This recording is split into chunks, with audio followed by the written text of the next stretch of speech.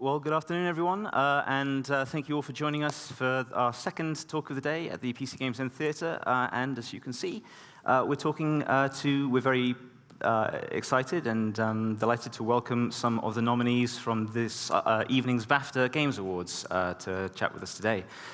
So we'll go from left to right just to sort of do the introductions. Joining us today on the stage, if you could let us know who you are, your name, your job title, the studio you're with, and what you're nominated for. To my left. Oh yeah, so I'm Daniel. I'm nominated for Inscryption. I guess my job title is just indie game developer, and my company is embarrassingly called Daniel Mullins Games. So that's me. I'm Siim-Kosmos, a producer in Zaum, and we made Disco Elysium and are nominated for Evolving Game. Yeah, hi everyone. I'm Jim Ashilevi, also with Zaum. I was the voice acting director and casting director for Disco Elysium: The Final Cut. Yeah, excited to be here. Terrific, thank you. And joining us via Zoom, we have...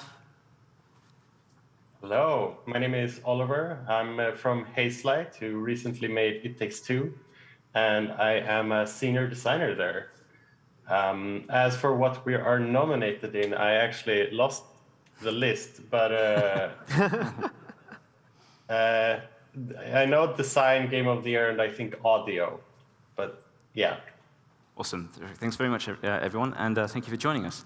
So I have a little bit of a challenge as host because we've got a number of super exciting games represented here, but there's not a whole lot in common between all three. So I'll leave a lot of time for audience questions. I'm sure you will have a lot of things to ask. But I thought we might hesitantly try and figure out what, if anything, all of the three games have in common with a little bit of a fireside chat. So I've picked out a couple of possible commonalities between all three of the games represented here: Disco Elysium, The Final Cut, It Takes Two, and Inscryption. So one possible thread, I guess, is there's a lot of focus on discovery and a lot of focus on relationships.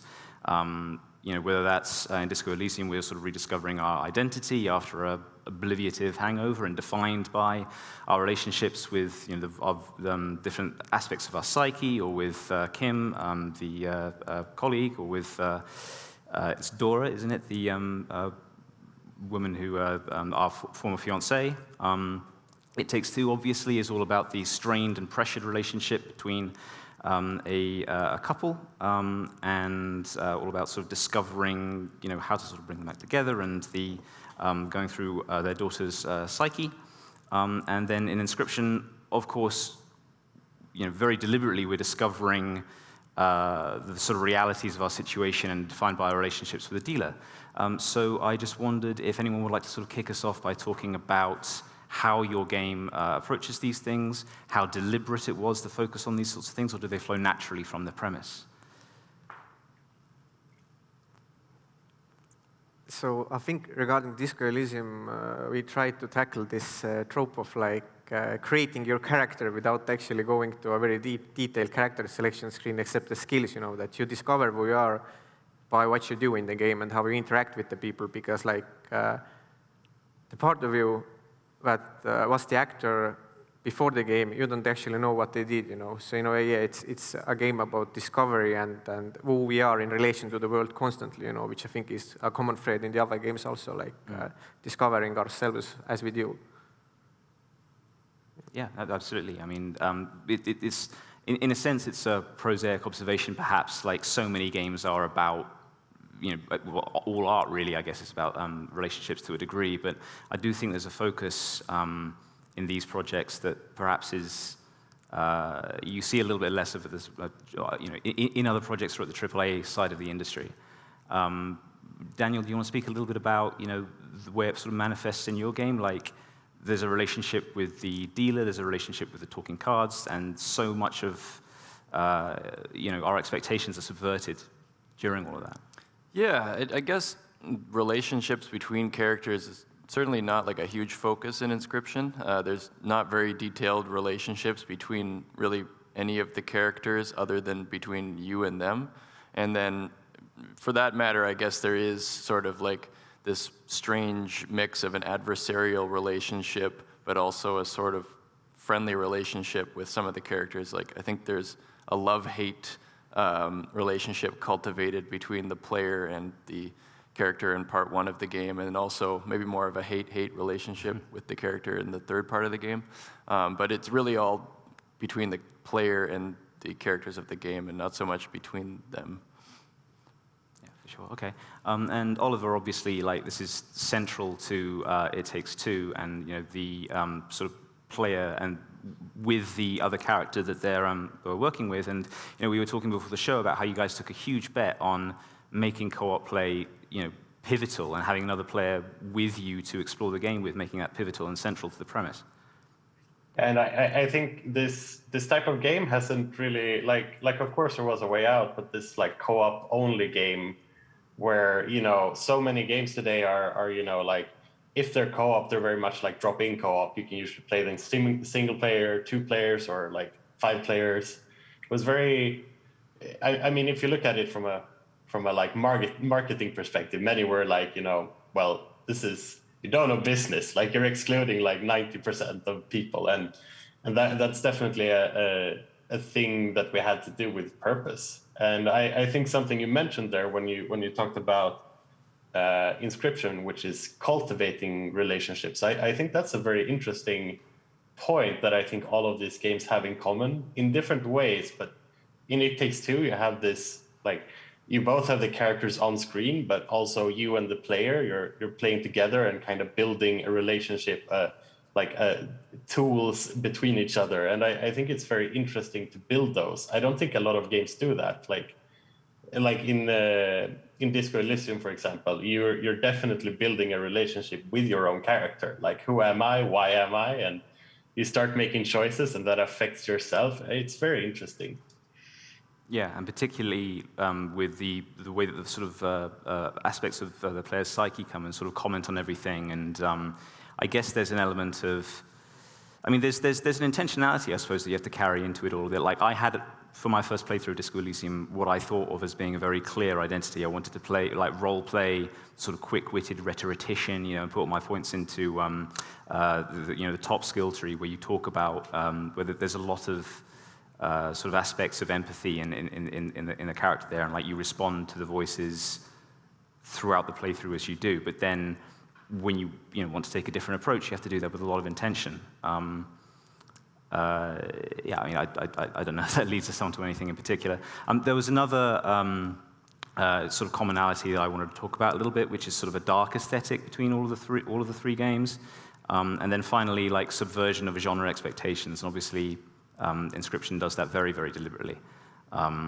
So, I mean, how do you guys think that your games sort of subvert and invert the audience's expectations? I could start with this one, sure. Yeah, I guess for Inscryption, the premise is that the game that you see in the marketing material and that you buy is not the entirety of what you're going to get, but it is what you're getting for a part of the game. And it wasn't so much that I really wanted to, like, subvert the expectations or like make fun of the genre or anything. I actually really like deck building roguelikes, and I more than anything wanted to celebrate them. And then the parts of Inscryption that follow are more just like celebrating and being excited about other types of card games that aren't the deck building roguelike formula, but taking card games and showing what else they can be. But the kind of the purpose behind hiding the rest of that is really to kind of create a sense of excitement and awe at the moment that you realize that the game is bigger than you thought. I really enjoyed that in Elden Ring recently, where the map keeps getting bigger and bigger, and it's just a really powerful feeling to feel like your prior expectations aren't going to guide you any further because you have already had them kind of blown up by something surprising. Yeah, cool. I agree with that so much. I think that so many games today are like, they're falling into this very neatly packaged, like, this is a game, and it's very much a contract that it generally stays within that game. And inherently, it kind of removes a bit of discovery, a bit of surprise. Like it's almost like many games are like bound by genre or aesthetic. Like like almost like chains where you know, few games go outside of that. And I think it's interesting to have games like both for I mean, even good and bad, where it comes to like games having like rough edges or personality. I think It Takes Two is definitely one of those where like either you like that or you don't, but it's definitely personality when you a certain elephant scene if you haven't played it. But yeah, it's a very controversial moment, but it's also, yeah, it gives personality, and it goes beyond what people think the game is or should be. It's beyond this package of commercial. I think that's really cool. You could say much the same, I'm sure, about Disco Elysium in the sense that, like, it presents itself as a CRPG, like you've got the same sort of isometric perspective and everything. And in fact, I think I'm right in saying that in universe lore, like the setting started life as it was developed for a sort of Dungeons and Dragons style tabletop RPG, right? But then, you know, you've got no combat, and you've got all these reams and reams of like wonderful writing and dialogue that, you know, sets or pushes the genre conventions for that. Again, I don't want to suggest that it was intentional for you guys to sort of subvert audience expectations of CRPGs, but was there an element of that? Well, for sure, because what's the point of making a video game which is essentially just such a huge undertaking, and you have to make so many sacrifices along the way, and it kind of, you know, ruins your life in many ways. In one way or another, so you might as well, you know, do something interesting and something you've never experienced before. Like some of my favorite writers have said that the only reason they write is that they try to create something that they couldn't find for themselves as readers. So I would say the same applies to creating video games. Yeah, so it was very much a deliberate effort to surprise not only players, but also surprise ourselves. And for instance, I, as a director and also as a writer, I'm not that interested in detective stories necessarily. And when I first approached the material and started doing research, I had to kind of, I guess, lure myself in first, because, you know, I just didn't have that natural kind of gravitation towards detective stories. But then as the story quickly unfolded, I started to discover that it's about so much more than just this one murder mystery. You know, it's about so much more, and that's when things became super interesting. Yeah. So, yeah, I don't think there's any point in creating something that you've already seen and experienced. And yet, I mean, if you were to sort of look at I mean, not to throw shade at the AAA side of the industry, because, you know, I love AAA games, they all have their place.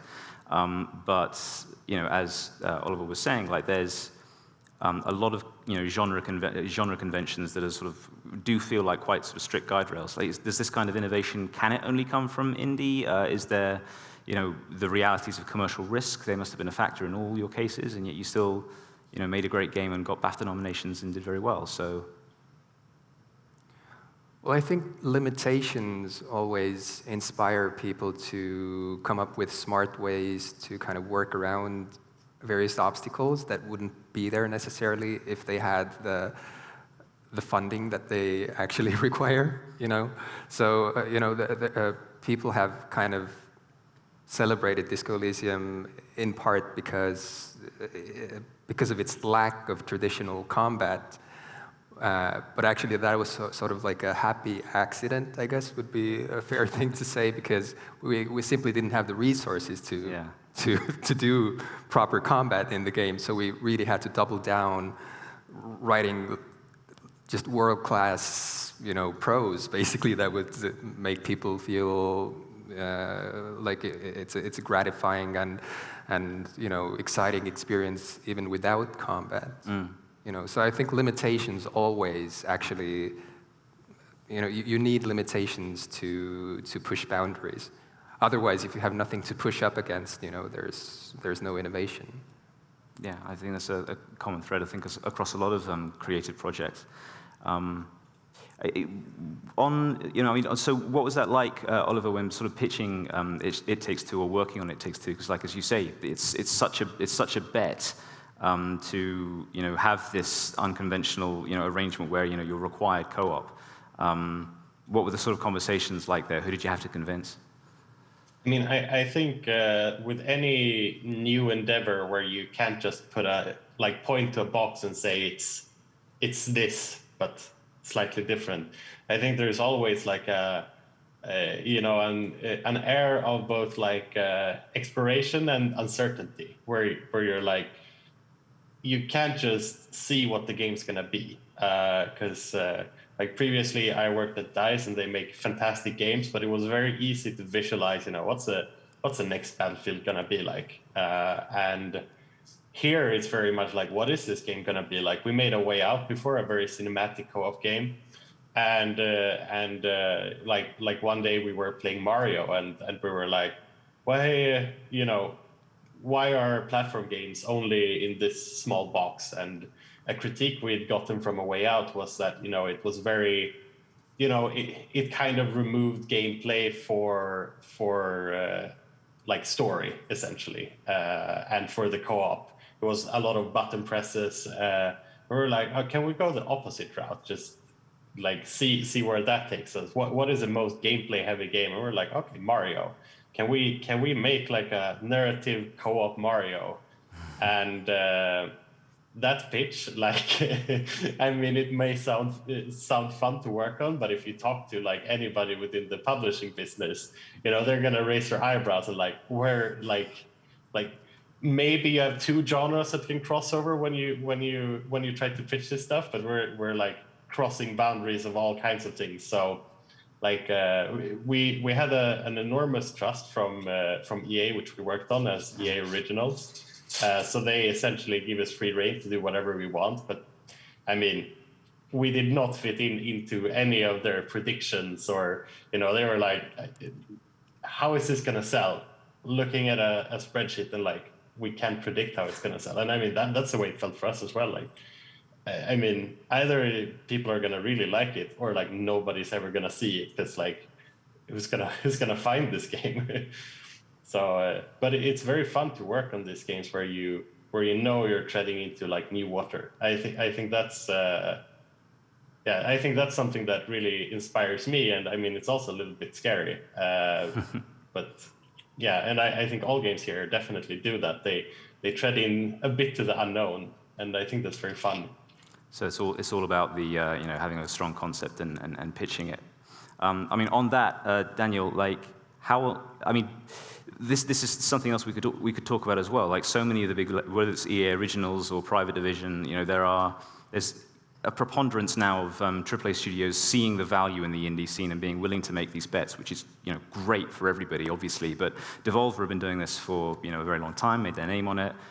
How did you pitch Inscryption to Evolver? Because I imagine it's harder to sell in that concise way, but then Devolver have that much more trust, I guess. So. Yeah, it was actually quite easy because I was in a very fortunate and privileged position of having the game being mostly done. I didn't need funding to finish it. My costs are really low, and I've had success with my other games. So I didn't necessarily need a publisher at all to publish it.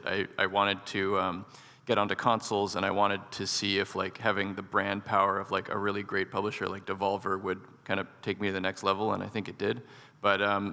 But anyways, I was coming in after 2 years of development. The first part of the game was like 90% done and polished and looking great. So all I had to do was email someone who I already had a contact with from kind of prior exchanges about my other games, and say, here's a build. And that's all I gave them. I just said, look at this. And they liked what they saw. And it was just easy from there. But that's not like advice for anyone, because to get your game 2 years in looking good is not easy, and many people have larger teams and they have to pay them. So it's not advice, but that's just how it worked for me.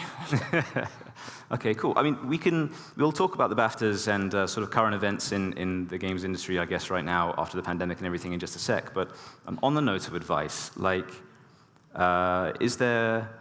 would any of you guys like to sort of venture a moment in the sort of process of trying to get your unique games, either developed internally, the concepts taken to a workable point, or pitching them to any of the people who are crucial to bring them to market, that you might like to share with any devs or students or aspiring folks in the crowd?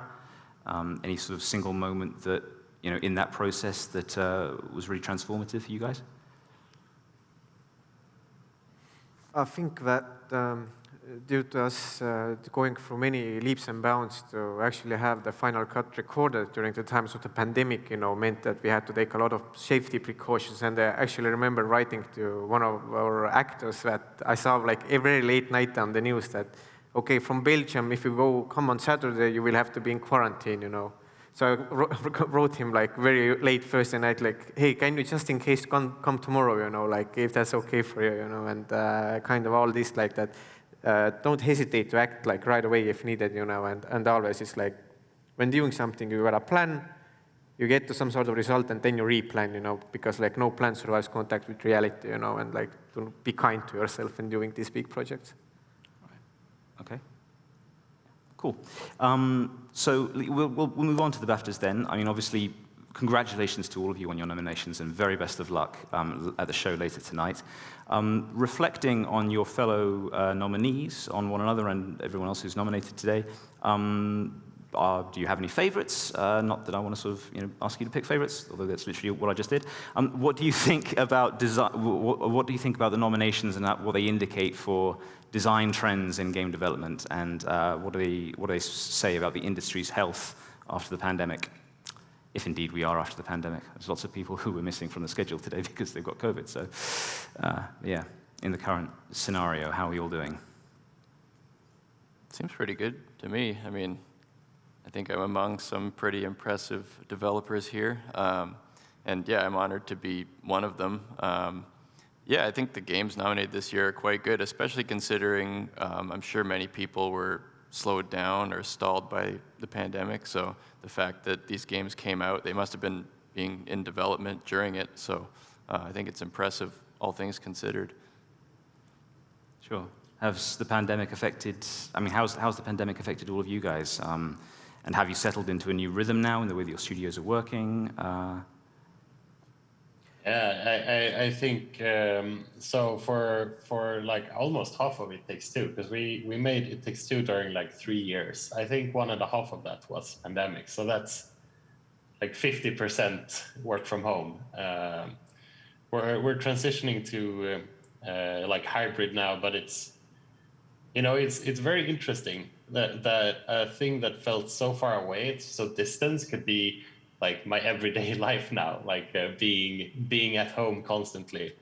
And I think there definitely were a lot of upsides and also a lot of downsides, like meeting people in general. I think social life took a hit, and especially I think we noticed people who lived with partners, they fared much better, but people who lived alone, like mental health quickly declines when you can't meet anybody. Yeah, no, I think it's very impressive, everyone who made something and got it done over COVID. And I think especially like now, having tried this with the tools in place, work from home, I don't think it's a problem. Like I think that work from home can work just as well as office work. There are different strengths and weaknesses, but I think what's a big shock here and why so many games are delayed, it's that you had to flip a switch. You had to switch it from everyone being in office, every type of equipment you had being geared to that, and suddenly everyone has to go home.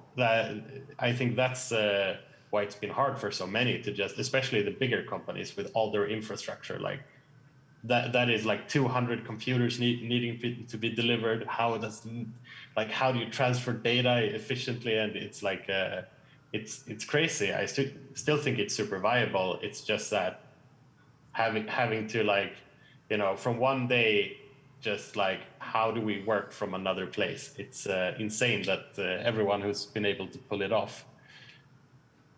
Cool. So yeah. I just sort of I guess it's like you say, flicking a switch and that sort of initial moment of disruption, but I mean, we've settled into a rhythm within the media now, and obviously it's a fundamentally different business. But I guess there's a sense that we've adapted. Most studios, I guess, have now after that initial shock of like game release delays, and hopefully consumers can expect the release calendar to be as stable as it ever was, to the extent that it ever was. Cool. I want to open the floor to. I mean, I have a few more questions, individual questions for each of the speakers that are with us today. But I also want to open the floor to you guys to take your chance to ask anything of our panel, and the same for viewers at home on Twitch. I have the Twitch feed right here, so we're looking at the chat. So, is there anything that anyone would like to ask? One down here. There's a mic behind you on this in the center of the aisle. If you'd like to sort of get up and speak into it. Hi, Joe. Hi, boss. How's it going? Just an open question for the whole panel, really. Congratulations again on your nominations. And if you could just say a few words, if you do win the category you're nominated for, what would it mean to you? And will it help propel or further any kind of ambitions you have as developers? Thank you. It would be a huge honor. I think like the BAFTAs are probably the most prestigious award you can get as a game developer, so it'd be very, very cool. As far as like changing or making different my future plans, I don't think it would. I kind of plan to do exactly what I've been doing the past few years again, so I don't think it would change anything outside of just being a huge honor for me personally. I think that obviously it would make us very happy. We have won some awards up until now, and I think what's the most important thing for these events is like after the pandemic that we can all come together, and see like how strong the industry is and how talented the people are, And this is actually what kind of motivates that we all get together, and you see like that when you're developing something, you will kind of have this tunnel vision sometimes, where everything like kind of disappears, but you see like there is like big world out here that we are taking part in, and this is like one of the best feelings I think making video games can give. Yeah, cool. Yeah, well put. And I would also add to that in terms of the health of the industry or what the selection of nominees tells us about the state of the art form. I would say that we are yet to see the effects of the pandemic because games take such a long time to develop that all of the nominees that we're going to be seeing tonight, they were already in the making basically before the pandemic. So in terms of the content of the stories or the way they look and feel, we might see those results in like 5 years maybe, but right now it's hard to tell how the pandemic has affected the creative or, I don't know, financial decisions that studios have had to make. But yeah, definitely, I mean, it's such a great thing to actually see people. I think that's the biggest award every one of us are going to get tonight, so, it's a huge thing. Yeah, it's very cool to have physical events back. Obviously, W.A.S.D is the first one that's been hosted in the UK for a while. Okay, I want to let you guys also have a chance to sort of talk to each other. I mean, I presume you've probably played one another's games. And in addition to opening to questions from the floor and from chat, is there anything you'd like to ask each other?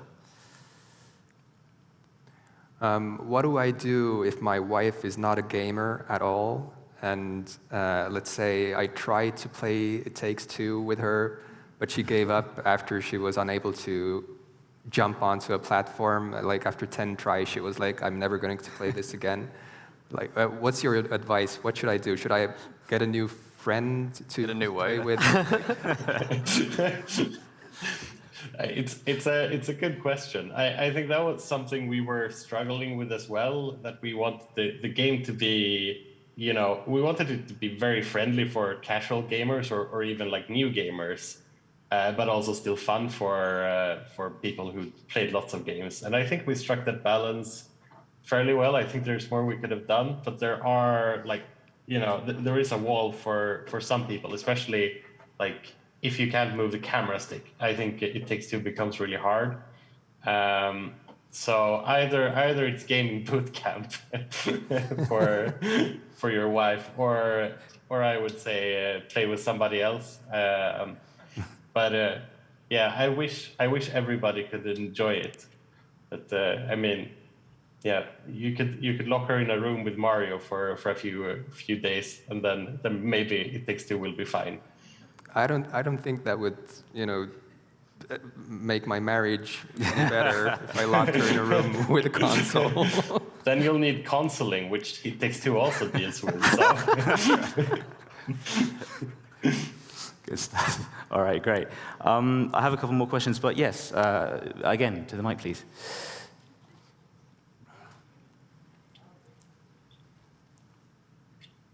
Hi, can you hear me through the mask? Yep. Cool. First of all, played Takes Two and Inscryption, both amazing games. Disco Elysium is elusive for me at the moment, but it's next on my list. Really excited to get into it. Both games are very surprising in what they do and really inciting emotions and actual jaw-dropping moments for me personally. But a question for Inscryption specifically, what was the decision like to kind of involve cross-media sections with the footage within footage? That's such a creative choice. It was really fun to discover. I made my friend play it after me, and I actually watched his reaction to it. Yeah. What was the process with that like? It was something I had been experimenting with before Inscryption, the idea of using live-action footage in a game. I had done it a little bit in my previous game, The Hex, and then I had done it in a kind of smaller 10-day project I did. It was this horror game. Anyway, so I was excited about that idea and trying to see about, at some point, maybe trying it again on a larger scale. But it happened quite late in Inscryption's development. It was around the 2-year mark that I started shooting that stuff. And at that point, I had the 3 different parts of Inscryption, and I felt that they were very different, and I needed something that would tie them together, and like a persistent element that existed in all 3 of them. And so the video is kind of just clicked as something that would tie the experience together and sort of unify it. And so that was kind of the inspiration behind it, was really just like this missing ingredient that I felt the game needed. And then because I had been experimenting with it before, it was kind of something that felt comfortable to try. Thank you. Thanks. Awesome. I mean, I don't want to, just to pick up on that, I'm loath to ask something as cliched as, where do you get your ideas, but I'm going to. Inscryption feels like such a distinct sort of concept that it feels like it must have come from somewhere particular. Is there a story there? Yeah, the story is just maybe, in short, like a gradual adding of more and more stuff, just like throwing stuff on the wall and seeing what sticks. And like, it started as a game jam entry, and the theme was sacrifices must be made.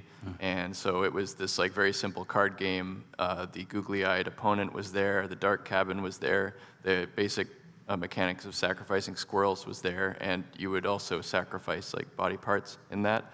And so it had this basis where some of the main ideas that are in part 1 were proven out in just a couple days. And then from there, it was just sort of slowly, over the course of many years, adding whatever idea came to mind and would fit in. And many of them are just kind of inspirations from other games and drawing from the best ideas I see and trying to incorporate them somehow.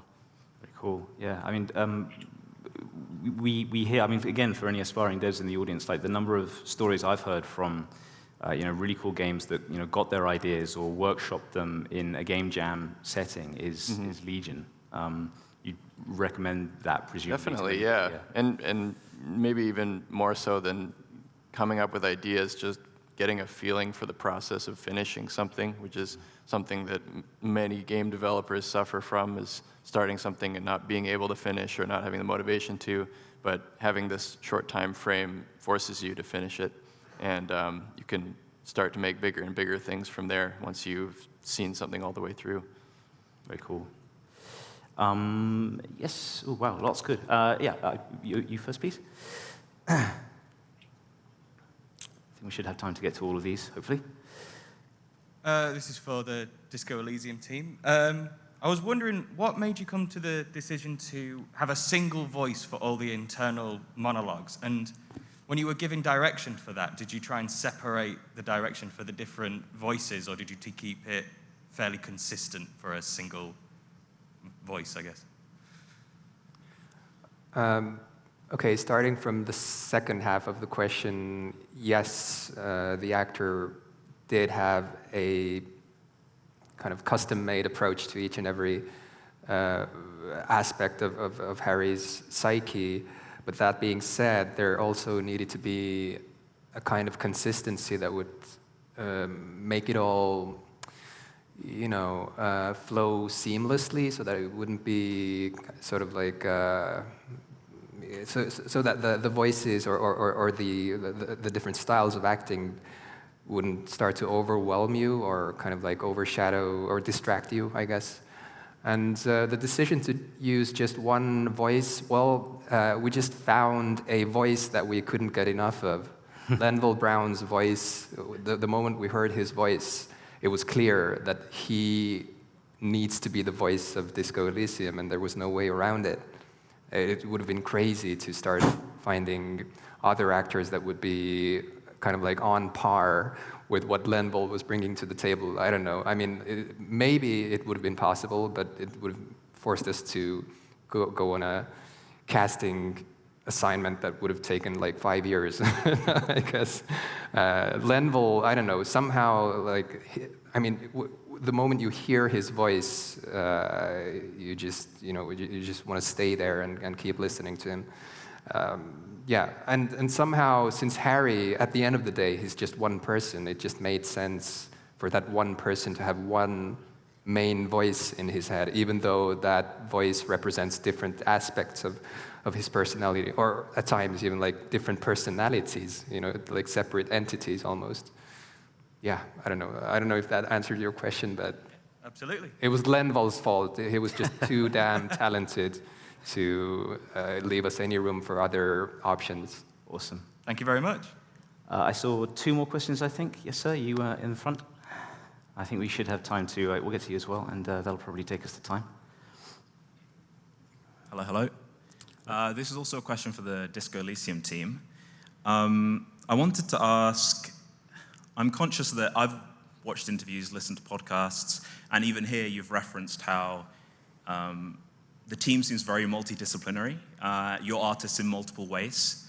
And I was wondering how that changes the way that you operate as a studio. Do you think that having so many writers and artists and designers in so many different roles, do you think that helps the process, changes the process? How do you think that changes things?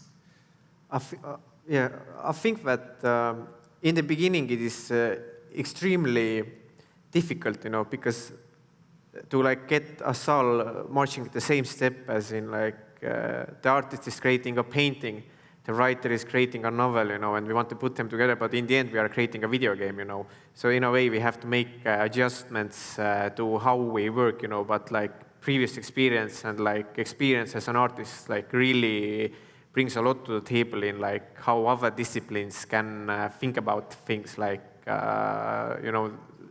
probably not so much about code itself, but like artists about design in general, if they've gone through all of their schools and stuff, like it takes some time to get going. It took a lot of time to get going, to like get out of these like artistic tropes of like where does inspiration come from, and like to start working like real closely together and like come up with something people really love. I hope this answered your question. Yeah, it does. Thanks. Also, if I may add, yeah. I think this also puts us in a perpetual state of being outsiders in a good way. Because, Kosmos is sitting here as a producer, but he's also a poet. And I'm sitting here as a director, but I'm also a novelist and playwright. And basically all of the members of Zoom are like that. They have like an official job title, and then there's all the other stuff that they're known for or that they focus on in their creative life. So I think this kind of, like by default, makes us think outside of the box because we've never been inside the box. So we actually don't know how to make video games, like for real. we're now working on new projects, and we're still figuring out how to actually make a video game. Because as one of our executive producers said recently, he said that you really learn nothing from success. Like Disco Elysium, by any measure, Disco Elysium has been a success. But this hasn't taught us anything about making video games. So we're really just like building sewing together a parachute while free falling from space down to Earth, I guess. Put another way, you got it right first time. So it's pretty good. All right, great. We had one more question. I know we could make it very brief, please. We're running up against time, but I wanted to get to you. Thank you. Yeah, you mentioned earlier about the like how the game was shaped by limitations and stuff like that, and some of the best games have been shaped by the fact that they've not been able to do things as they originally envisioned. So I was kind of wondering if you look back at if you hadn't had those limitations, like how different the game would be, like you'd produced, and as a result, do you think it'd be any good? Would it be getting a BAFTA nomination, or would it be very different? Like that's my question, really. Yeah, I think that it's very hard to think like what if we had done those things, because like constraint creates the art, like when we are constrained, we like have to figure out stuff quickly and like really well, and yeah, we haven't really thought like what if we had, but we've thought later, that there are very like emotional and very high impact scenes, like psychologically, and if we, like after one of such scenes, like just got into combat with Fox, we really would devalue the moment, like this emotional moment that you would have just had, that the people really love, like in the game. I hope this answers your question. Yeah, cheers. Thanks. Great, thanks everyone. We'll call it there, but join us please in a round of applause for our wonderful panel. Thank you all so much for coming. Best of luck later tonight, guys. Thank you for your time. And do please stick around in the theater here. We've got the W.A.S.D Curios panel coming up next. Curios being a collection of wonderful, weird and wonderful indie games. And we'll be talking to some of the developers. So do join us. Thank you.